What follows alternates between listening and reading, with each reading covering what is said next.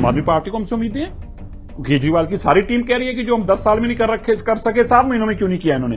वो भी मानते हैं कि हम वो जो काम 10 साल में उनका नालायक मुख्यमंत्री केजरीवाल नहीं कर पाया था, हम 7 महीने में कर सकते हैं। ये अपने आप में बताती है कि उनके बारे में विश्वास कितना। हमें यकीन है कि अगले एक हफ्ते के अंदर अंदर जैसे ही बादल होंगे इसको करके क्लाउड सीडिंग।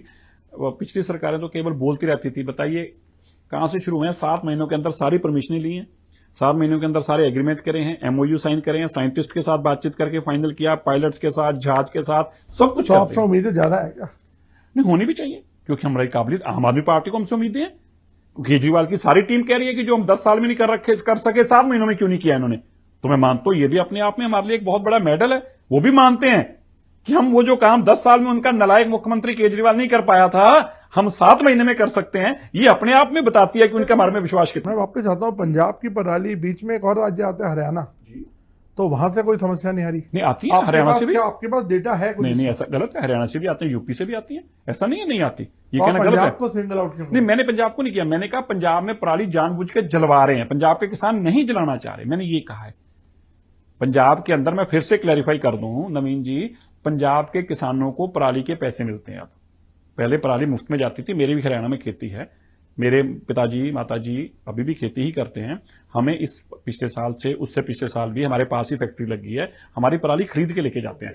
अब पराली बिकने लग पड़ी है, तो इससे काफी सोल्यूशन हुआ है? हो गया। केंद्र सरकार ने बहुत बड़े स्तर पर ये लोगों को काम दिया, फैक्ट्रियां लगाई, पैसा दिया। सरकार ने, आपकी जानकारी के लिए, केंद्र सरकार ने, मिनिस्ट्री ऑफ एनवायरमेंट ने, भूपेंद्र यादव जी की सरकार ने और एग्रीकल्चर मिनिस्टर ने इसके ऊपर बहुत पैसा देके वो फैक्ट्री सेटअप कराई हैं।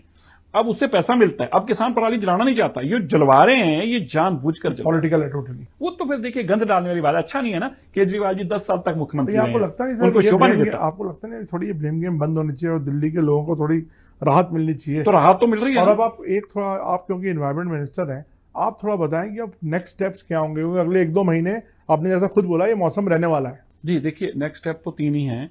व्हीकलर पोल्यूशन के ऊपर कंट्रोल किया जा रहा है, कंस्ट्रक्शन के ऊपर कंट्रोल किया जा रहा है ताकि PM 2.5 पे कंट्रोल किया जा सके, और जितनी दिल्ली के अंदर इंडस्ट्री थी उसके ऊपर कंट्रोल किया जा रहा है। यही मायने हैं। दिल्ली के अंदर 3 करोड़ लोग रहते हैं 50 किलोमीटर के रेडियस के अंदर।